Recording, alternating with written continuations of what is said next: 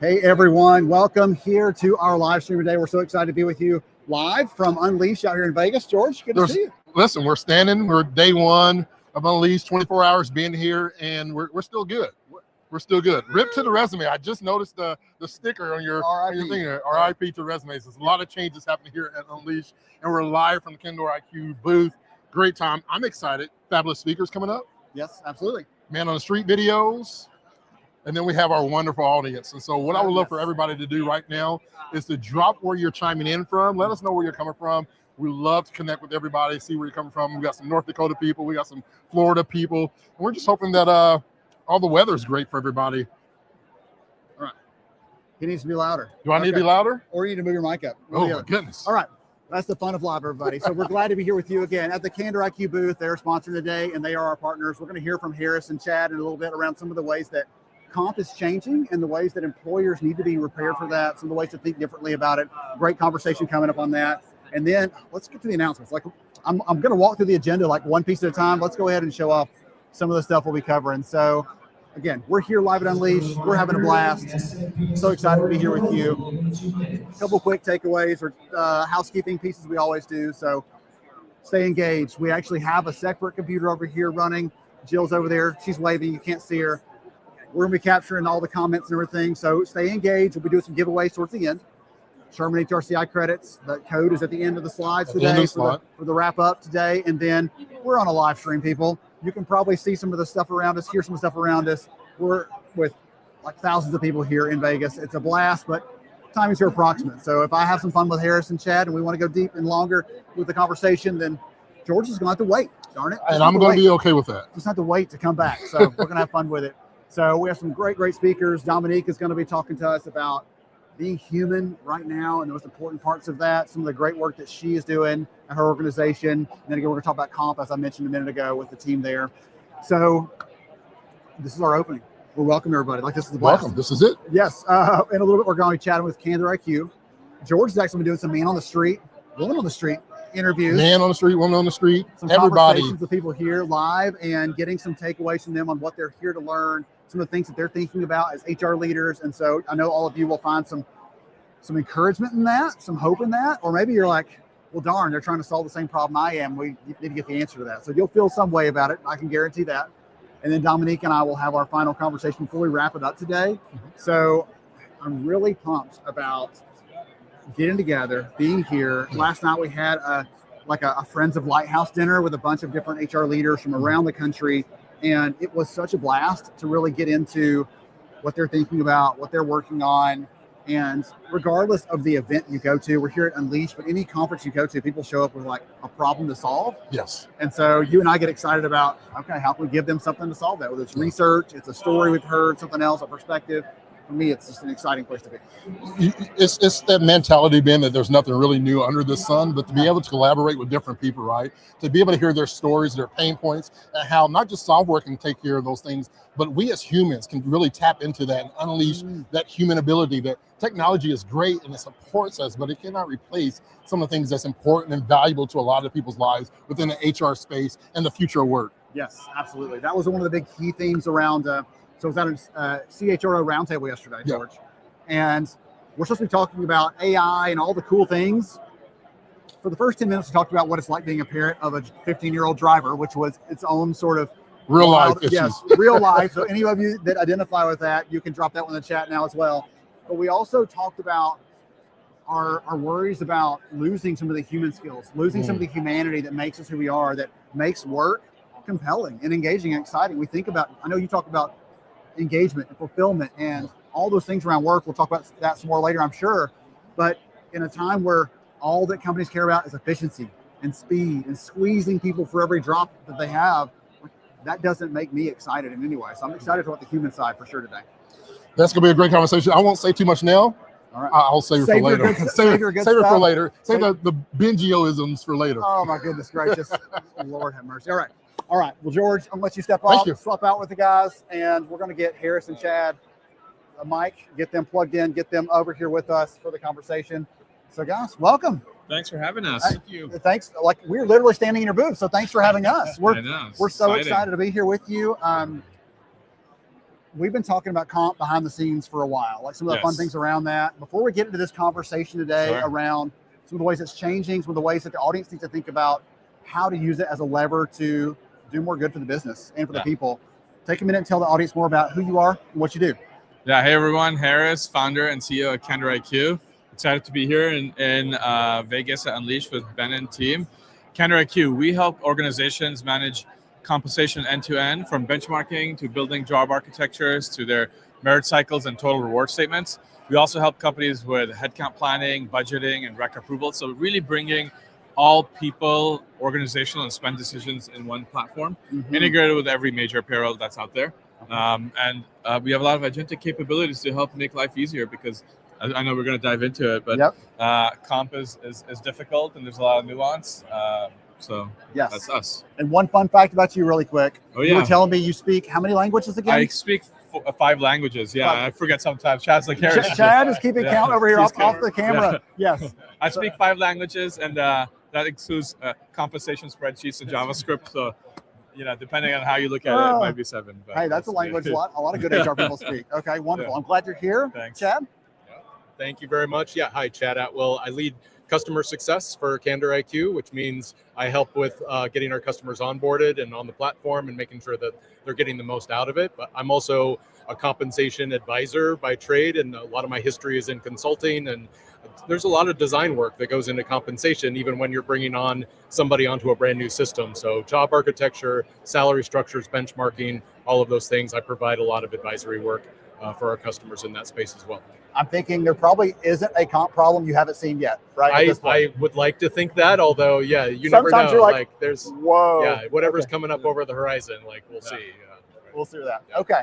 Well, cool. I'm, again, glad to be here. Looking forward to getting in the conversation around this, because as much as we love to do streams and talk about talent and all the HR pieces and stuff, we do not talk about comp enough.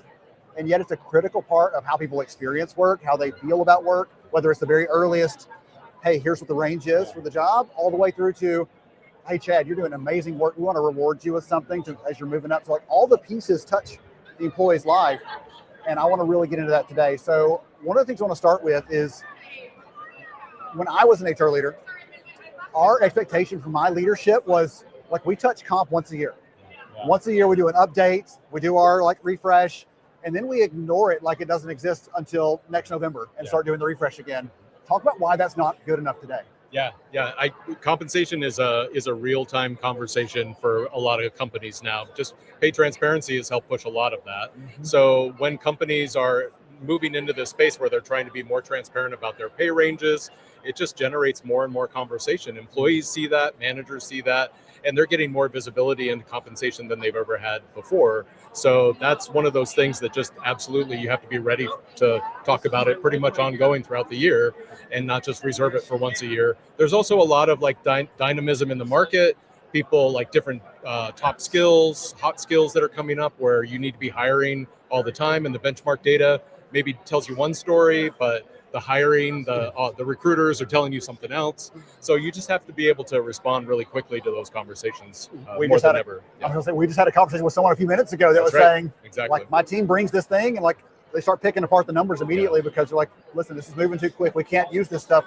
That's right. From 2 years ago, just aging it 3 more %. That doesn't work for us. Right. Anything to add to that, Harris? Yeah, I think also the employee expectations have changed, right? What the Gen Z, the millennials want. They have a different relationship with work that the 3 of us have. They have different expectations, the compensation, benefits, total rewards. They think about it differently. They want it to be really hyper personalized to them too. So also the generic strategy doesn't work the same way where everyone gets exactly the same thing and you look at it once a year. You have to revisit and revise on a much higher frequency and kind of really tailor that for them, and at a much higher frequency too.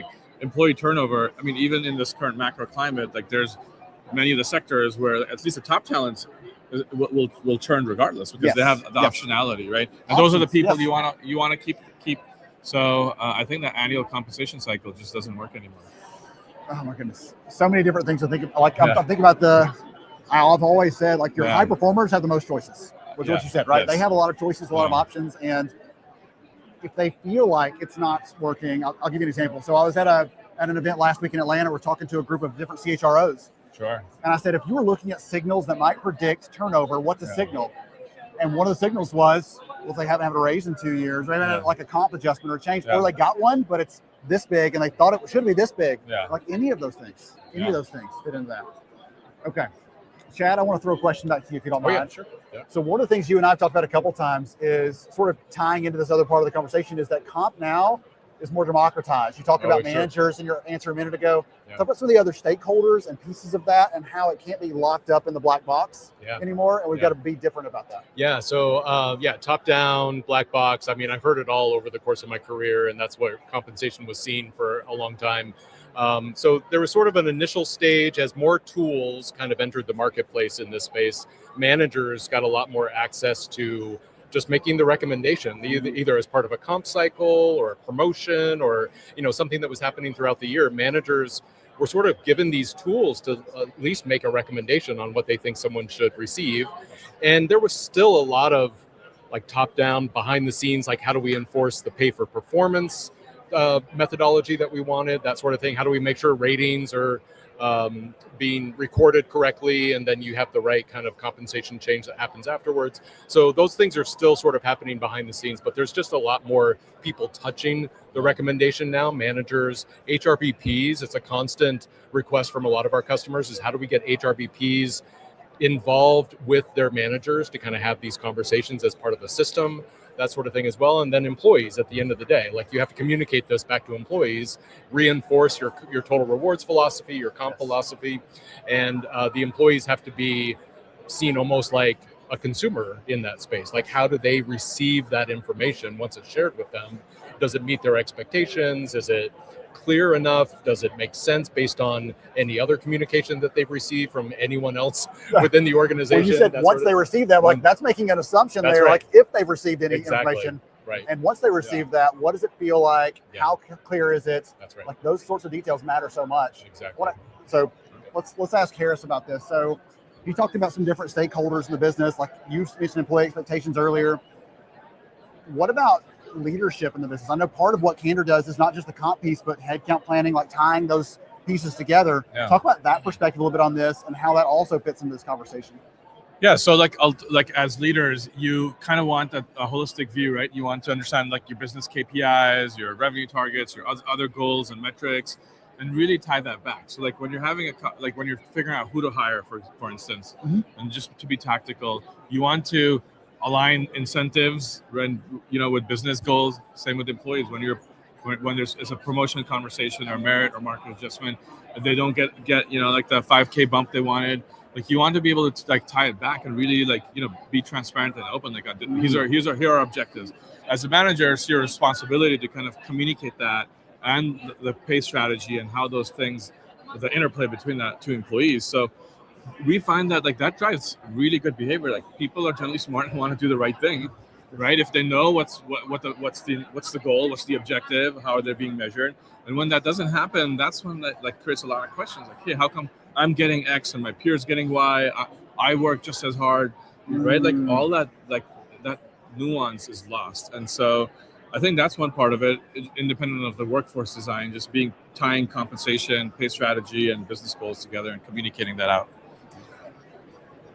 To me, it feels like it's the universal language almost. Like you can talk about this at a leadership perspective around headcount and budgets and like the planning piece. Absolutely. You can talk about this as an individual contributor, like, hey, here's what it takes. I understand what it takes to get from point A to point B, like you were sharing, Chad, like those sorts of micro decisions and the macro ones. It gives us that common language to talk about if they're actually communicating that and talking about that. One of the things we see in the data, we hear from employers, I'm sure you hear it too, is sometimes they're like, yeah, but how do we talk about it? How we do it in a way that's we're not opening up everything to everybody, because that also creates potential problems. But we also want to be as forthcoming as we can so people aren't feeling like they're being cheated, it's not fair, it's not accurate, whatever else. One of the things that we actually were looking at in some of the research is we're hearing from more employers that are saying, hey, this employee came in, this candidate came in, they asked ChatGPT what they should be earning, and they came up with a number, and they have to help them respond to that respectfully, but also tell them they're completely wrong and sort of work through that. Can I put you on the spot, Chad? Like if that happened, let's say someone came in, you're working on a comp project, they said, help us out. Yeah. How does a company address that? How do they talk back to that employee in a way that shows them they support them, but also that they're not right on this and they need to get to level out? I mean, companies have kind of been getting by on the 50th percentile comp philosophy for a long time. And so you say 50th percentile, but that is a percentile of a market, of some market that you are utilizing. And so most companies are still not at the point where they're communicating what are the sources, what are the data sources that we're using to define what our market is. And that's becoming more and more important because, again, democratization as a theme, there's just more market data out there. Everybody has access to something that they can reference at any point in time, and they'll use it for whatever reason they have. And companies in general have to be able to say, look, we have an approved set of data that we use. It measures our market very accurately, and it responds to different trends and other things that are happening over the course of the year. Like, you just have to be able to communicate that, because if you just say, well, we don't use that data, the natural response is, well, what data are you using? And so if you're just not comfortable communicating it, you have to get comfortable. And see, I think someone who's talking to you, an HR leader or a comp leader, they probably are okay doing some of that. Yeah. But we're not the first line of defense. No, that manager's got to be equipped, and none of them are comp experts. Yeah. And so give them enough that they feel comfortable having that conversation, not so much that they're overwhelmed or saying too much or whatever else, but they have just enough to say, you know what, they're using some data. Here's where it comes from. It's validated. It's used in thousands of organizations. Like, there's some proof to it. Sure. If you have a specific thing, let's look at where that came from. Like, even going in, if they want to really try to treat that person respectfully, let's go into where that came from. Yeah. What you find is those tools often pull like from one person on Reddit that commented about a pay rate, and like, okay, look, that person lives in a different area. They probably have a different job title. It's one person. Like, we can't justify it based off that. Exactly. Right? That doesn't work. It's like saying all actors make what Tom Cruise makes. That's right. No, that's not true. Yeah. Right. Okay. So one of the parts I wanted to ask you about, so again, you're my unofficial spokesperson for the C-suite here. So welcome. Glad you're here. Yeah. Comp was often seen as a very tactical sort of thing. Yeah. And Chad and I can talk nuts and bolts, 50 percentile, all the little things like that. But this is a strategic lever, I believe, that companies can 100%. use. Talk about that part of it, if you don't mind, like how it is, because I think there are probably people listening that are like, man, I'd love for my leadership to see that as more than just another, what's the merit increase, what's the change? Yeah. How do they see it differently? It is absolutely a strategic lever. Myself, when we talk with our board on a quarterly basis, we're talking about business goals and objectives. We're talking about people. Do we have the right people in seat? What are they doing? What's their skills? What level they are, right? So you're tying all of those things together, and like when you're thinking about comp, and whether it's hiring or existing employees, you're absolutely like thinking about those things like skills, competencies, levels, etc. Right? Yes. And if something is not working, then you need to make a change to, or also driving the right behavior. So easy to give an example in sales, but like, what's the right mix of base versus variable comp, and like, are we driving right incentives? What do we do with engineering or customer success or like these other functions? And so like comp is absolutely a strategic lever to hire the right people, bring them on board, help them connect the dots to performance and business KPIs, like right in a usually a very quantitative way, and so absolutely a strategic lever, right? Same with our customers. They're thinking about, okay, like maybe we need to think through cost structures as well as we're making decisions. So what's the right geo-tier strategy? Do we hire in the U.S. in a lower cost metro, or do we go outside the U.S.? Like, it'll completely change the math for like businesses. So it's 100%. I can like think of this as the individual employee level down to department, up to department and company level. It's very strategic. So as I'm listening to this, I'm flashing back on a piece of research that's outside of comp, but I'm going to bring it back. Sure. Yeah. So we actually asked employers, like, how do your employees know what skills are important? Yeah. And the majority of employers said, well, their managers tell them. Yeah. And we asked employees, how do you know what skills are important? And the majority of employees said, I could figure it out by myself. Yeah. No one tells me this. And so like the comp piece ties in, and I'm trying my best in this conversation to make sure we're covering both sides of that, because we're having to deal with those employee questions, those issues, those challenges, those opportunities. Yeah. And we're also dealing with this at this leadership level about, listen, I know it's a tough market. I know we could probably get by with doing less. Yeah. But the second things turn around, we're going to lose those people who've been loyal to us 100%. Because we're missing out on this. Yeah. And so thinking through those things, about how do we incentivize the right behaviors and drive those behaviors. Yeah. To me, that's one of the best opportunities with compensation. It'd be hard to like quantify the ROI unless you're in sales or something else, but thinking about the behavior piece there. So Chad, I want to come back to you for this one. Let's get super practical. Sure. What does good look like right now? If a company is doing comp well, I know y'all have some incredible customers that are solving big problems. Give me some examples, if you don't mind, of what it looks like when it's done well, or some problems they're solving with this. Sure. Where they show up, maybe they don't even know if it's a comp problem potentially, or this issue, and you help them navigate that. I'd love to hear some of those. Yeah, so my pretty much everything I focus on with our customers, even though there's design elements to it, how do you design the job architecture and some other things, it really does come down to delivery. How are people going to experience the delivery of compensation in the product that we're offering, and then the communications that the customers are providing, all of those things. So I'll say one thing, complexity is just sort of a reality now. Like everyone wants to have salary structures that are specific to job families and subfamilies and countries and other things like that. So there's a lot of complexity that goes into that. If you can't simplify the experience of that for recruiters and managers and employees and everybody else who's really consuming the information, you'll just get more questions, and the comp team gets over inundated with all the Q&As and everything else. So you want to have something that can present very simply, but also can be very complex on the back end. Okay. Those are the companies that work really well with their managers. Is let's limit the amount of information that they need to see when they're hiring someone, or they're trying to find out the benchmark data for a particular position, they're retaining somebody. Let's just give them what they need in that moment, as opposed to like giving them an entire spreadsheet with all of our salary structure. Like those are the simple decisions that seem very intuitive, but you'd be amazed at just how many spreadsheets get thrown at people. And maybe you wouldn't be surprised. But listen, again, somebody out there is feeling like their toes are stepped on, Chad, when you shared that, because they're like, sorry, I just hit that spreadsheet yesterday. But there is a fine, like there's a lot of science around this, but there's also some art around how you position that, how you share that, what you share, and so on. So I think that's a part we can't overstate that as part of the conversation today, to think about some of those components and how that fits, because every company's culture is a little different. Their leadership is different. The people they're hiring are different, right? If you have a workforce that's like transparency, everything. And you are opaque when it comes to the comp stuff, they're going to feel distrust. Of course. Even if you're good to them, they're going to feel distrust. And so all those things factor into it. So it's not a one size fits all. And that's why I like you talking about like sort of navigating that a little bit, because there's a company right now that needs to be more transparent, and one that maybe needs to pull it back just a little bit. I had a chance to talk to the VP of HR for an organization just recently, and she was telling me that her first crack at the whole transparency thing, she did too much. Oh, sure. And then had to sort of back off that a little bit. And she said, that hurt our credibility a little bit, because we went out with a lot and people started asking a lot of questions. And so we had to go back to, okay, we're only going to share this much. And if someone has a one-off question, sure, but we're not going to publicly promote all this stuff, because it just creates potential for issues. Okay.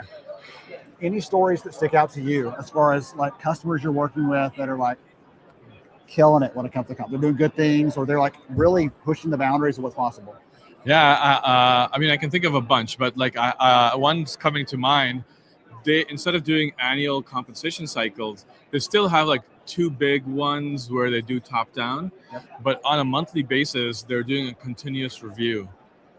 Right? It's like their frequency is monthly, and it's not a major process for them. And actually, even the annual cycles are much leaner. Like they're done in 2 weeks, because of the fact that every month they're just double checking, like, do things seem on point? Are the top performers, in the right place? And then from a merit mark adjustment, do things make sense? They do a quick pulse check.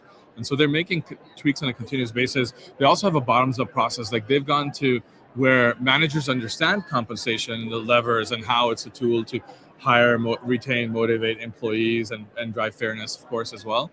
And so like the managers can also come in and request and say like, hey, I need a spot bonus here. I need to make this change here. And so like they've gone from hub and spoke model where the HR team was like linchpin, every question was stuck. And now like most like frontline managers, certainly director level, like have a decent understanding, they can manage this process. So HR is just like kind of the conduit to making sure at the macro everyone's aligned on it. Right, that's kind of an ideal and dream state. There's a lot of work to get there. But yeah, they've been doing it. It's pretty amazing. Well, the picture I have in my head is like I'm a runner, right? So I'm picturing you can run up the mountain, which is a lot of effort all at once, or you can just run this gradual bit. And that's what you're talking about, where they're doing a little bit all the time versus having one big effort all at once. Exactly. Because the change management around that, if you have to make a big change or shift, there's all that part of it.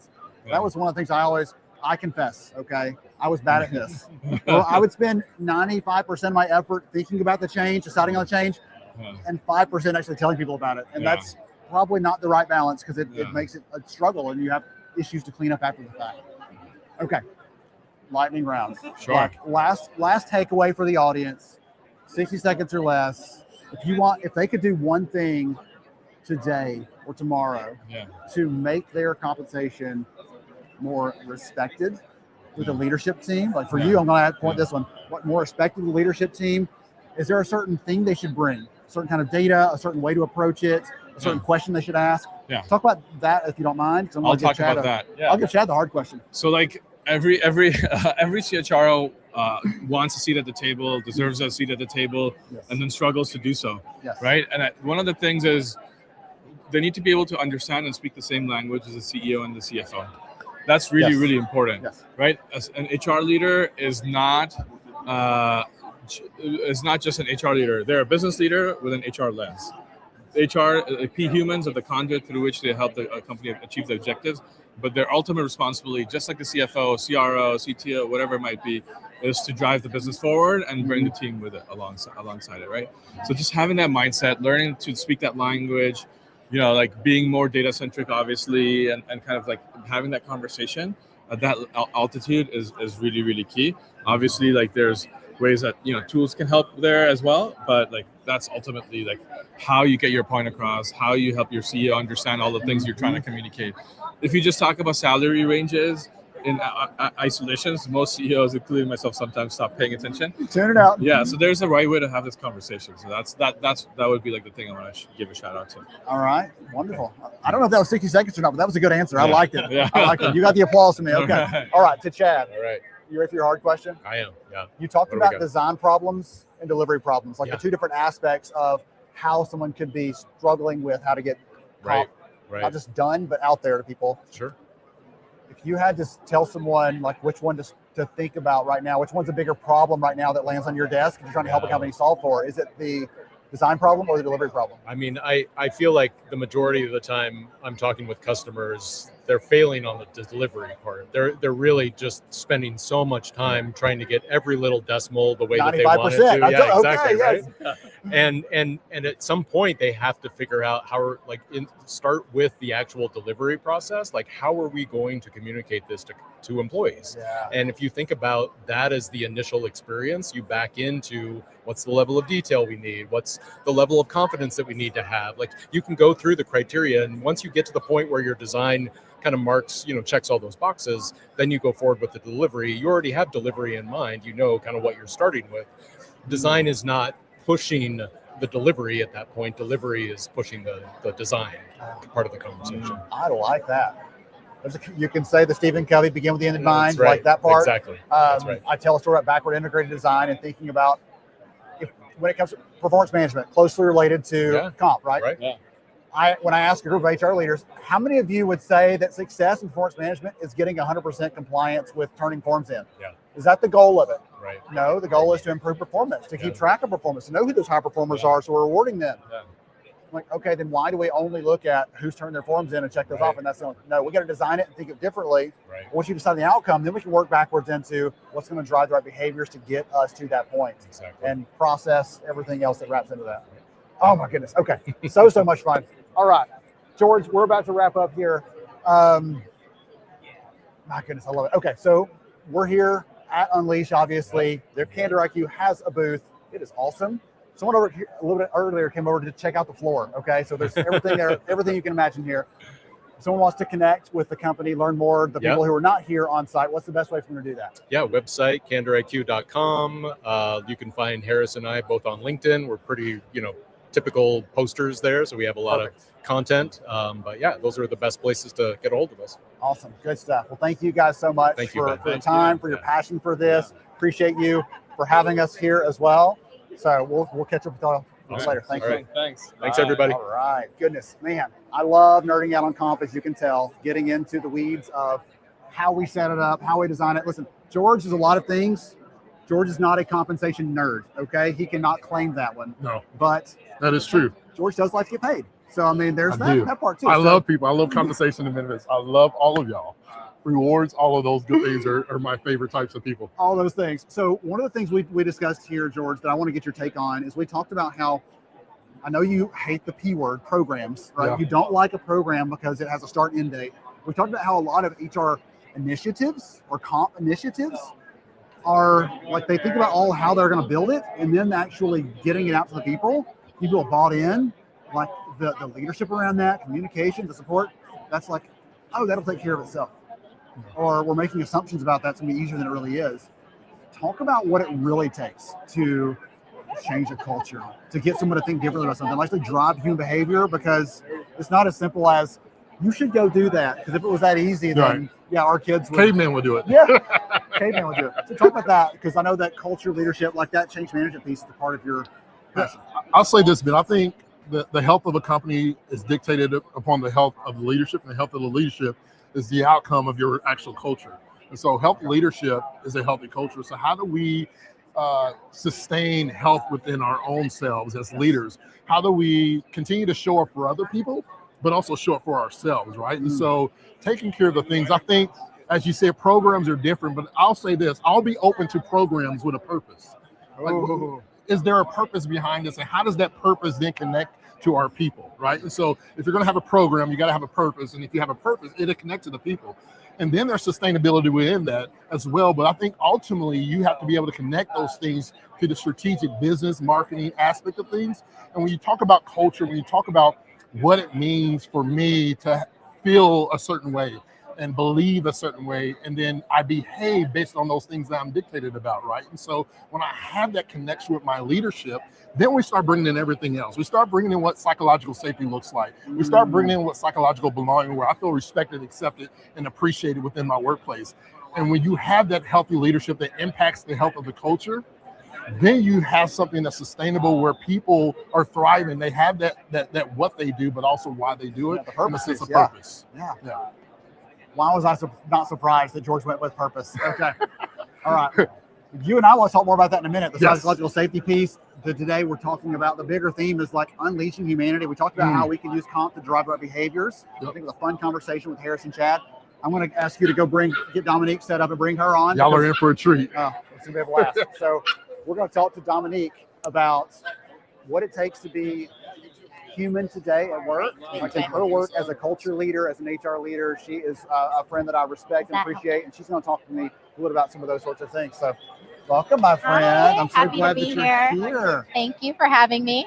I'm pumped. You and I have actually known each other for a while, but never met. Some years now. So yesterday I had this big smile on my face. I get to give you a hug around your neck for the first time and got so to meet you. excited. So I am excited that you said yes to joining me here because, thank goodness, I love a good conversation, especially when we can talk about how we can help people show up and be their best at work, how we can help them show up at work in a way that's authentic, right? But also, we're in this weird time. Again, I love my friends in the world of technology, but we can look in 10 directions right now and see AI everything. Yeah. So And what does that mean? are you going to start questioning me? Are we going to start with this? Okay, I'll take that. So before we get into some fun stuff, Yeah. take a minute and tell the audience more about who you are and what you do, please. Sure. So I'm Dominique Brewer. I'm with Takeda Pharmaceuticals. I'm currently the head of culture and engagement for the U.S. commercial group. I also serve as a chief of staff for that HR leader. And I'm supporting a team as an HR partner. We're going through some transformation right now. And, you know, a lot of these things are front of mind for us. So what does the workforce of the future look like? What does strategic planning and development mean? You know, all of those things, while also supporting our people and the work that they're doing. Yes. And so I guess I'm a people supporter. Oh my goodness. That's how I would simplify all I of think that. you probably have a lot of people in the chat out there like, I could take that. I'm a people supporter. Like People supporter. it was. I'm going to completely derail for a second from what I was going to talk to you about. There was this weird moment in the last few years where it became uncool to be like, I'm in HR because I actually care about people. Yeah. It was like, you can't, no, you have to be a business person only. That's all that matters. And to me, I'm like, sure, I can help alignment of business stuff, but I don't get any like passion out of just lining the dots up. You know, I want to know that I'm making a difference to Dominique, to Joe, to whoever else. I think two things can be true at the same time, right? And so like there's this dichotomy in the world we live in. It's either this or it's that, and that's not the reality. We live in a very gray space. Everything's not black or white, no pun intended. And so like helping people recognize that, as my 100-year-old grandmother says, there's no new problem under the sun. It's just your first time walking into it. There is such a need to own something, have your name attached to something. We have these terms that resurface and then they go away and then something else comes up, and there's a need to like feel like I fit in here. I have the ability to talk through, show up and communicate and convey based on that new terminology. And it's forgetting the humans that are also having to follow and adopt this curve and going through some, let's call it mind freeze or fog about, I think we're talking about the same thing. We're just using a different language, right? Yes. And so I think it all boils down to, we need to think about the human process and the humans in this process. And before you measure any business outcomes, you have to understand the emotional connection to that. So you know what you're addressing to bring those people along the curve, and then figure out how you're going to measure the adoption. So you have sustainable adoption, not complied adoption. Yes. And then what are we actually measuring, and how do we look at those simultaneously? Sorry for the verbal vomit. No, like I'm like, if any of you missed that, the difference in sustainable adoption and compliant adoption. I think HR knows that better than anybody. We should. We are the experts at making the rules and knowing when to bend the rules when we need to do that. It's kind of like we're the parents of the organization. That's my joke. Hopefully the kids will take care of you when it's your time. Oh my goodness. But also sometimes it's do as I say and not as I do. Well, I'll tell you, yesterday I was at this round table with different CHROs from around the country, and the very first part of the conversation was, I feel like I'm a work parent to like 10,000 people who didn't have someone teach them the basic decency of how to interact with people. And it's like, your word is no longer your word. I'll just decide that I don't want to do what I said I would do. Absolutely. And all those sorts of things. Yeah. And she said those things, like remedial class on this is how you be a human. And is it okay to say that? Right? We I put could've people used in some a lot help. of spaces where we assume that because they've been in this space for a lot of time that they automatically know what's supposed to happen. And even if we're playing the game of musical chairs, there's so much to learn on that new group, that new team, that new this, that new that. And so in this time of uncertainty, I like to think of it like, it's not that our leaders don't necessarily know how to lead. We just need to consider the times that we're in and figure out how to equip them with tools and resources to support the humans in this time through this change. Can you give me an example of one of those tools or resources that a leader could use? Like, I know the audience is listening closely, it's hanging on every word from Dominique here. What's one of the tools or resources that they could use to help those leaders to be more respectful, supportive, like just acknowledging the people they have? Like, any thoughts on that? You know, I will say people get overwhelmed when they hear the word training, right? I don't have time for another training. We've already done this. Why are we doing another one? And so I think it's making sure that whatever content, regardless of what it is modified with the context of here's why we're taking you back through this.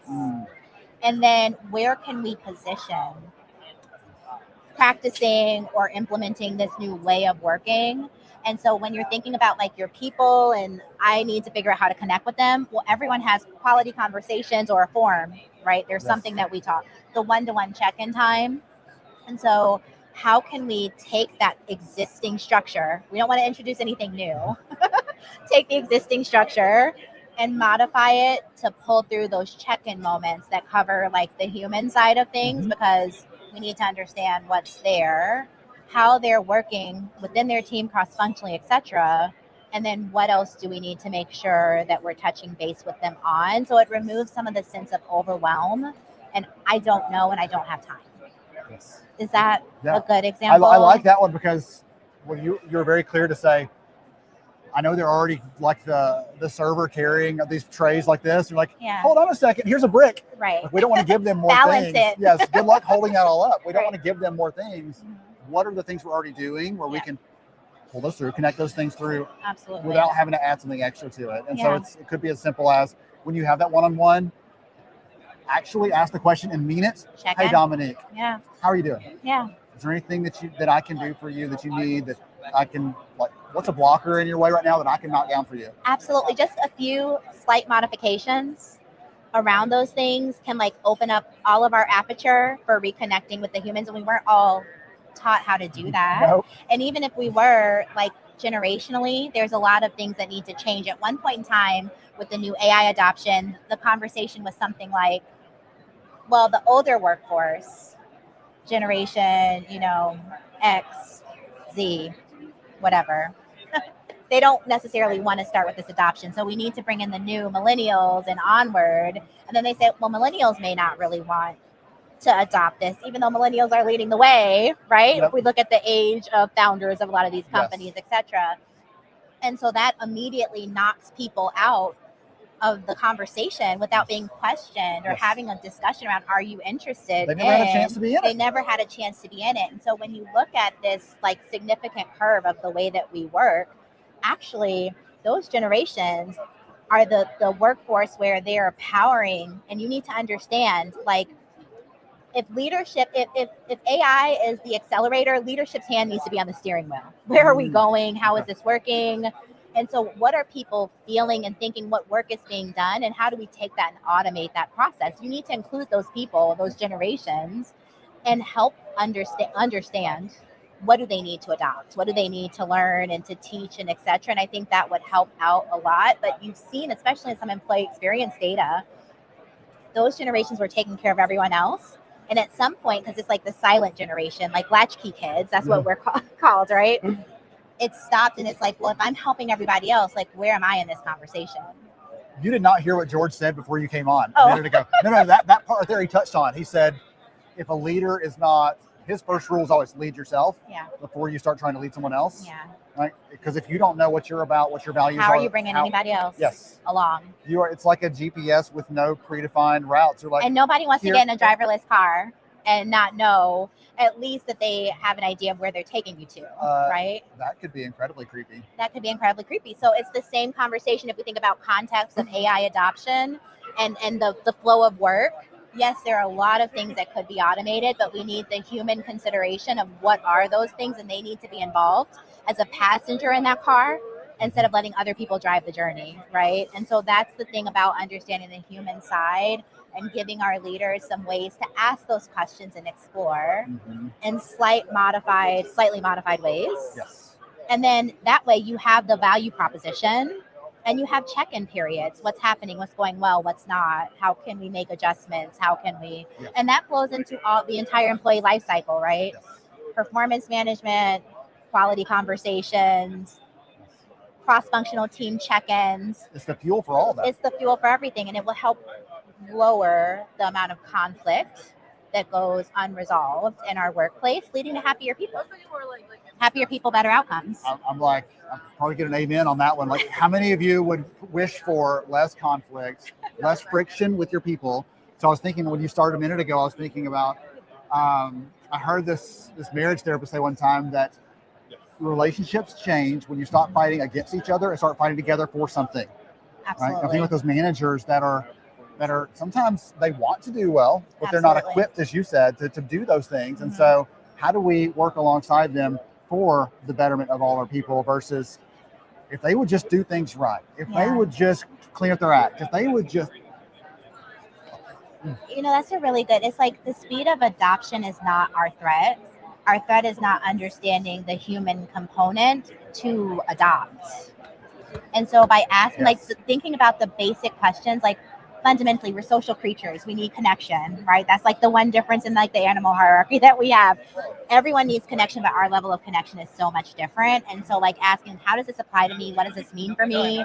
Will I be impacted? Can I trust that what's being said will actually come to fruition? Our leaders need to be check-in and convey those storylines at different points. And then through that, we have the ability to measure, right? That emotional side, that adoption side, we can measure the outcomes in a qualitative and quantitative way. And I think when you do that, people feel like this, in all of the insanity, the one consistent that we have is our workplace. We're looking to our leaders Yes. differently than our other places that we used to be able to. And so if we can make those small changes, I think that human element, like that's what propels the AI forward and has that good vehicular steering and passenger. I'm liking I'm liking the metaphor for that one because you didn't hear the beginning of the day. It's so much fun how these things tie together. I love it. I did something right. I was talking about yesterday during the session I was at. We're supposed to be talking about how work is changing and the new skills and everything else. For the first 10 minutes, all of us just lamented the fact that we are parents with like 15 or 16-year-olds who are learning how to drive. And so we talked about the struggles of that. So you're talking about being a passenger. Yeah. When we did a session last year for you that were with us around AI, I talked about most of us don't feel powerless on a day-to-day basis, and it's a scary thing. Absolutely. When I get in that passenger seat and someone else is driving that's a 15-year-old, that feeling you get, we're like, I don't have any control. I can say what I want to say, but I don't have any control at all over what's happening. That takes some getting used to. And it feels like we're in that environment right now with all the AI conversation. Like, it's just going. We are. And I love that you're saying, this is really about how do we bring the people along, Absolutely. make them part of this, weave them into this instead of it happening to them. How to make sure that their input matters. Absolutely. When you empower our people, our leaders in this way, you literally unlock and unleash this potential that is so often not considered because this isn't a part of like our leadership process or approach to how we're supposed to engage or taught to engage. And so I think unlocking that and empowering people and having those check-ins, it doesn't abscond anyone from accountability, right? It creates stronger governance and approach. So we have systems that when you convey those outputs, people are like, I felt like I was seen, heard, valued. I trust. Even if we have a setback, the leader was able to communicate and convey. So I have better trust and I'm more willing to have adoption and followership. And so you see better outcomes. I like to see some of that type of data and like giving people some simple ways to incorporate testing using in their daily workflow so it doesn't feel as overwhelming because we're all using it now. If you think about our phones, nobody has a dumb phone anymore. We don't have flip phones. I wish they would bring BlackBerries back, but that's not happening. So how can we give people safe spaces and support them along that journey? I'm sure that there will be better ways to show some of the other outcomes and how our engagement happens across our team dynamics and other things if we would have that human consideration. Well, I go back, you said earlier, training is a thing that but as we all know, people don't do what we always train them to do. Right. So you mentioned like going back through it again, but leadership quality check-ins. So our leaders need to check in with their leaders. Right. Well, I was going to say, like on the training part, like you need to do it, right? Absolutely. You need to feel it. You need to be. I'm doing work. What's this feel like? Put my hands on it. Like that's the best way to learn. It's almost to learn things. It's not through a piece of content or a course or a class, but what can I do and who can I learn from? Right. Put me with someone buddy systems. We call it Tomodachi. It means friend in Japanese, but like, can I get with someone else where there's like a judgment-free zone? I can ask questions and test this out. And there's not a penance if I do something wrong or incorrectly, right? So how can we meet people where they are and help them think about how they're incorporating in their flow of work? And that turns them into assets. I love that. I love it. Hopefully that makes sense. My only regret right now is I don't have a way to take notes as we're talking. I'll have to go back and watch the replay of this and come back to it and catch up. All right. Thank you so much for having me. Dominique, we're going to make sure and drop your LinkedIn into the chat if you're good with that, so that people can connect with you, can stay connected in. Absolutely. Right. And I think you're going to transition into some data that will support some of the comments I just made, right? Yes, okay, yay. So if you'll swap your mic with George, thank you. Good to go. Hey, thank you. I'm so grateful much. to know you and call you a friend. Likewise. Thank you all so much for having me. Can you tell I'm so happy to finally meet Dominique after all this time in person? It is such a treat, such a joy. And I think we actually met virtually during like 2020 in the middle of all the crazy stuff going on. And it's taken me this many years to get to actually meet her in person. So as you can tell, that's why I love her. She's amazing. Hey, George. Did you have fun there? Oh my gosh. What's great is that, as we're multitasking on the stream, I'm in the chat with some people, getting some things ready, some man on the street videos and stuff like that. I can also feel your energy because I'm listening to it. And then it's the delay, so I get to hear you twice. So I've gotten like a two-piece meal of everything that you said, because I'm hearing it live from my right ear, then I'm hearing it in the left over here. And it's good stuff. I'm excited. Dominique is incredible. I had an opportunity to sit down with her last night at dinner, and she was at our table. So great conversations. I should have asked her about one of her first jobs, and she was like a bartender. Like, the secrets is it's a beautiful thing. Right now in the chat, this is what I want to know. Before you became HR, what was something that you did in work? Another job. Another job. What was another job that you've done? For Dominique, it was your bartender. For me, I had retail stores, but I also was a janitor. Was actually one of my first legal jobs. I was a janitor. Okay. I had to specify legal because I was an entrepreneur at a young age.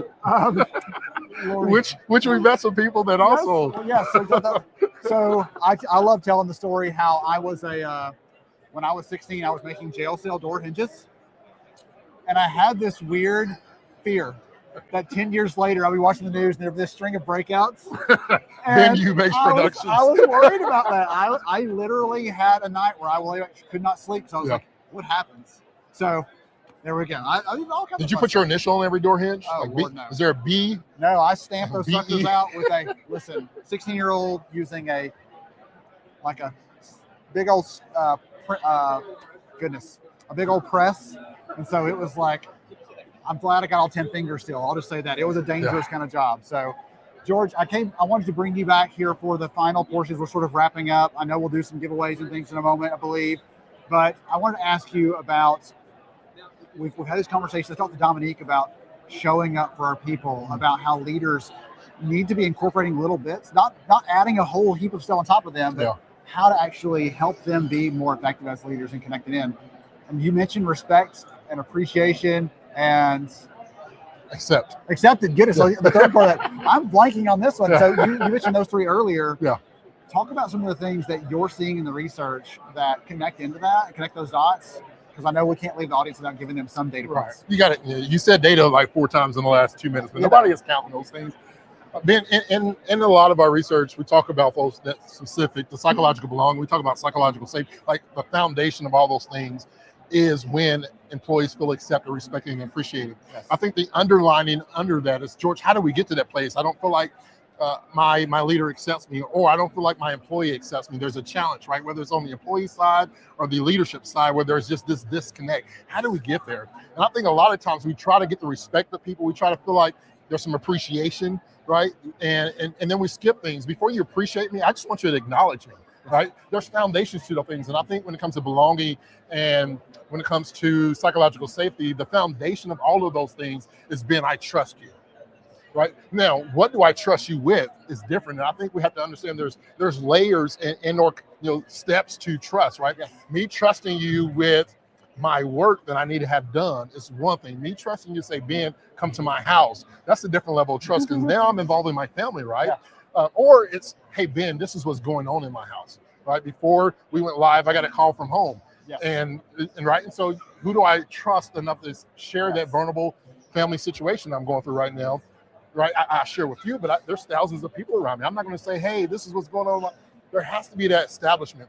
And when you have that acceptance, when you have that appreciation, when you have that respect, that psychological belonging, people are 3.4 times more likely to be happy in their current job. So think about that. Having psychological belonging, having that appreciation, acceptance, and respect makes somebody want to stay at their job. They're 7 times more likely to say that their employer is a great place to work. Right. And so the foundation of what happens when we build trust, psychological safety, when we build psychological belonging, what happens? It doesn't just impact retention, that one person. It spreads out. People want to be there. And then you talk about what it does. It also impacts production and performance, which is, for me, when you talk about what's ROI in this, it's easy to talk about retention, but it's even better for me to say, hey, this person is performing better because they have a leader that not only believes in them, but acknowledges them, accepts them, respects them, and appreciates them as well. So you have all like the Georgisms that you bring out. Like one of mine is, I call that the compound interest of a great employee. They don't just stay longer, but they're more valuable day after day because they're telling everybody else, have I told you where I work? It's such a great place. Our manager treats you so well. Let me tell you about it. Right? They're performing better in their job. Like they're coming to work with their best ideas. They're not showing up with whatever I got left in the tank. I can't wait to show up. And there are days, George, I wake up like 5 in the morning, ready to go. And my wife is like, hey, tone it down. They're like, no, I'm ready. I'm like, I can't wait. I have some big ideas. We have some fun stuff going on. And so that's what's possible, right? Again, it's beyond that person. It starts that person, but that ripple effect is there. And just to tie in with our awesome sponsors here today, those same people, those same group of people that we're talking about, Ben, are 3 times more likely to say the software that their company uses, the technology that their company uses helps them and supports them to perform their duties. And so we talk about, one thing I love about our people here is on the back of their shirts, y'all can't see it, but on the back of their shirts, they say people. Yeah. Software, right? This is not just for the business, this is for people. And that matters when you talk about technology and the impact that it has. People matter. And we as employees want to know that we matter when you're bringing in technology. So also keep in mind, don't just bring in technology, bring in technology that actually connects to your people, where they feel value and they feel that support. It's the proper resources. Yes. Can you imagine me supporting you, but you have no resources? It's like you're cheering from the stands, and I'm out there getting beat up by the competition, and you're like, good luck. Or even taking it this further, we both are basketball coaches. Can you imagine as we're coaching? One of us is good at that, by the way. We're practicing, and our kids are on the floor, but they have no basketball to play. They're running around, and they're lost and confused with the one thing they may need that makes the game the game. Yes. So you got to have those things in place. Okay. So what I love about the shirt call out there is Dominique talked about being people support. She's like, we are just here to support the people, serve the people. I talked about how this weird thing sort of trend came up the last few years about people were like proudly saying on LinkedIn, I'm not in HR because I like people. It's like, you sort of need to care about people if you want to do this work, okay? Otherwise, listen, go get a job in finance or something else. They'll take you, okay? That's fine. But if you want to be a high impact leader in this space, at some level, you have to care about the people and the outcomes. If you are only looking at them as employee numbers, you're missing out on all the parts that make them human, the parts that they bring to the table, the good stuff, the things that we hear from you, the Georgisms, right? That's not in your job description. Yeah. Okay? That's not in your job title. I study those things. But we get that because that's what you bring to the table. And when you talk about the acceptance, respect, appreciation, those layers in that, I'll give you one more practical example really quick. So we just finished a piece of research, and we were looking at how people feel about work, how they feel about managers and their support, those things. One of the things that blew me away is when someone can tell us, I know how to get promoted at my company, something very seemingly straightforward. Yeah. I know what it takes to get promoted at my company. When they say that, their level of perceptions of fairness, of support, of respect are off the charts compared to the people like, I really don't even know how to get promoted at my own organization where I work for this company, you know? So like those very tangible, practical things come down to, that's what respect looks like in practice. Yeah. That's what appreciation looks like in practice day to day. All right. So we're about to wrap up, right? We're getting close on our time. I think that we're probably lots of other things going on today. Anything else you want to share before we get to some more prizes? I'll just continue to say, as we do this thing called life, right? And the stress is, just today, and the amount of people as we're walking into the expo room, the new question I've been asking is, are you showing up for you? And I want to ask everybody there, like, how are you showing up for you? Because as I said earlier, the health of leadership impacts the health of the culture. And if you want to have a great, healthy culture, you got to have great, healthy leaders. And more than ever, as we talk about going into April is National Stress Awareness Month. I want to encourage you who are watching here live to make sure as you lead others, you also lead yourself well. And part of that is reminding myself that I have to give myself grace. I have to trust myself, and I have to be honest with myself, right? It's so easy to say, Ben, you're doing a terrible job, or Ben, you're doing a great job. Sometimes it's hard for us to have the reality check with ourselves, and whatever level it is. So I want to encourage you, one, be real with yourself wherever you are. If you're healthy, stay healthy. How do we remain healthy? If you're not mentally or physically or emotionally in that good place, take the steps to step back. Like, it's okay to call a timeout and give yourself 5 minutes, 2 minutes, just to breathe. If it's a stressful day and you're going through hell, you know the old song, if you're going through hell, keep on going. Keep on going. I'll say if you're going through hell, pause and find yourself. There's a story, old wise story in this book that's old, like, in the midst of the fire, you can still find peace. And so that's my thing, just because it's near and dear to my heart, just have some conversations. And I think in this profession that people forget us as people, and I say us, I just included myself in the HR community. Welcome. I am in. Welcome. People forget that HR leaders are people too. and they forget that they're also employees as well, and they only see the title.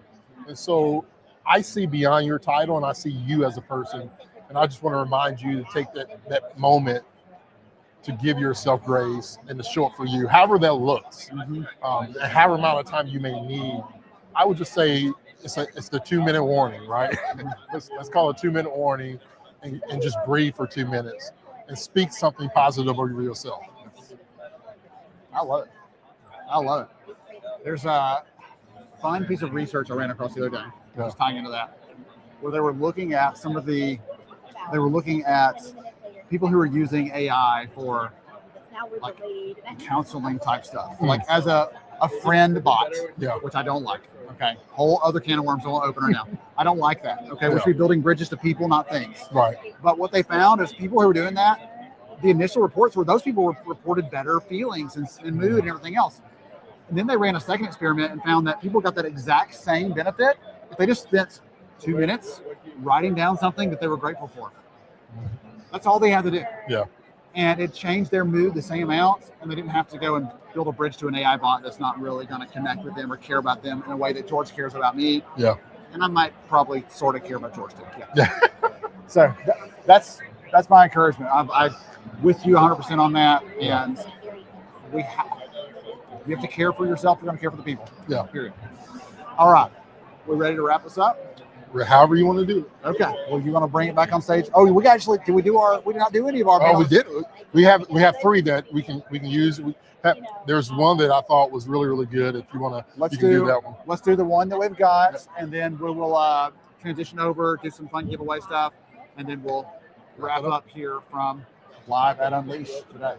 So we have a great conversation. As I dropped in the chat earlier, I said, hey, what's one thing you wish HR would do more of? So we found a couple of people here in the conference here live, and I think you're going to enjoy this conversation with Bijan. She's going to be great. She had a great response. It was a good comment. Everybody, it's George Rogers here with Lighthouse Research Advisory. I'm here with my good friend. Hi, Bijal Choksi with your. And we were just talking last night. We had a great dinner. We had a good group of us that were together. And today, I just want to ask a different type of question. Because as we're live here at Unleash America 2026, I'm starting to think like the future of work and what is really something that we should really focus on. From your perspective, what do you feel like that one thing, if there was one thing that we can truly kind of dive in, there's many, right? Yeah. But if there's one thing that we can kind of dive into the future of work and really focus on within the HR space, what would that be for you? I think for me, it would be that humans in general are not scared or fearful of change. It's that they are resistant to loss. That's good. And so thinking about that, I think that's key in this time of change.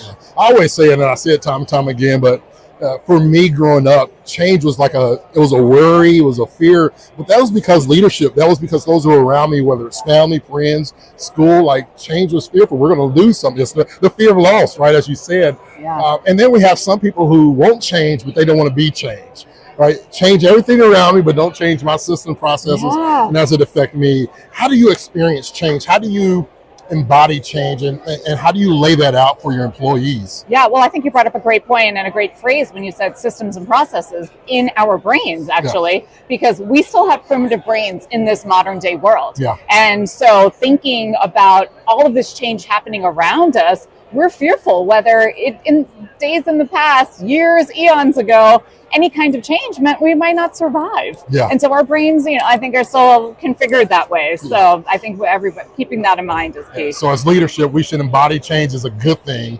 Speak about those things. Talk about the positive growth opportunities, development, how we can elevate, how we can maybe expand, how we can grow our technology within the space. What's one thing here at Unleash that you're actually looking for? You're here, there's thousands of people from all walks of life all around the world. What's something that you're excited about here at Unleash? For me, it's about whether I get to live my purpose here at the conference and anywhere, which is serve, learn, and connect. So connecting with great people like you, if I can be of service to people, if I'm meeting with them, even just in some small way, and then serve, learn, and connect. So thank you so much, ladies and gentlemen. She said it best, champion your purpose.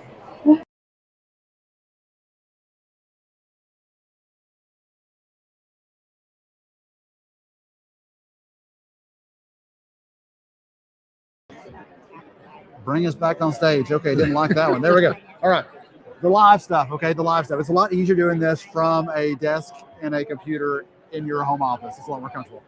All right. I'm loving like all the conversations with people. We got a couple other ones we'll have to actually share out probably on social. Yeah, we'll put it on social. Because we've got some good pictures and some good videos and other stuff with some of our other friends here in the space. And it's been such a fun day. All right. We ready to give some stuff away? Let's give away. All right.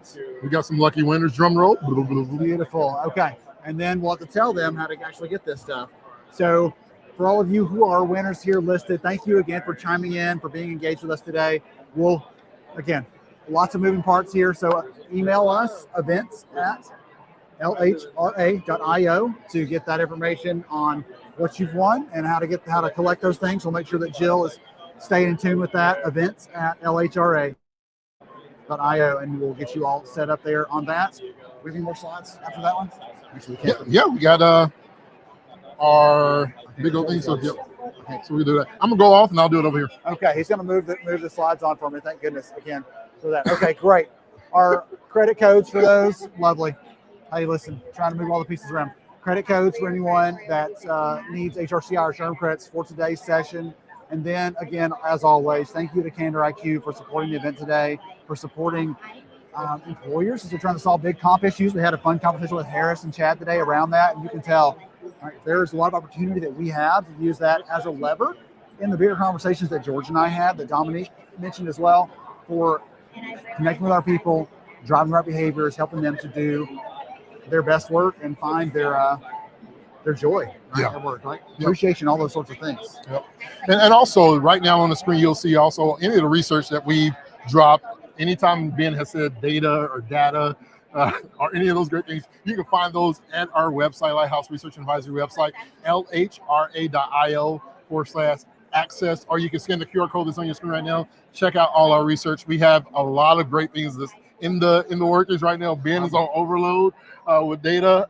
There's he has 4 pillars of data right now that's going on, and there's more coming. We're so excited about it. What's coming up and some of the announcements we're going to be having with some of the research studies that we have. Yeah, I was telling someone this morning, we have more research going right now than we've ever had at one time in the 10-year history of Lighthouse. Yeah. So to me, that's exciting and also a little exhausting sometimes. So I need to take that 2-minute rest for myself, maybe George as well. Data. Oh my goodness. It's been great, man. I appreciate you so I appreciate you so much. Thanks again to Candor IQ.